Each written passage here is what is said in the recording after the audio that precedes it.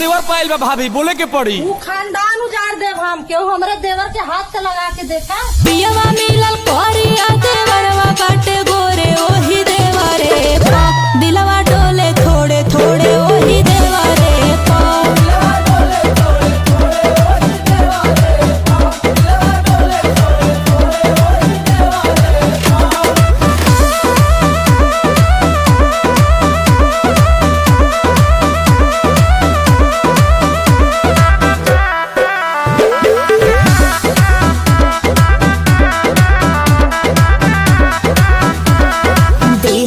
दहेज परहेज काहे करी बाटे अभी एज मैनेज काहे करी। काजू खैबू भौजी खिया दे बनले ड्राइवर संभारा है ना सवारी होके मोछा मुंडा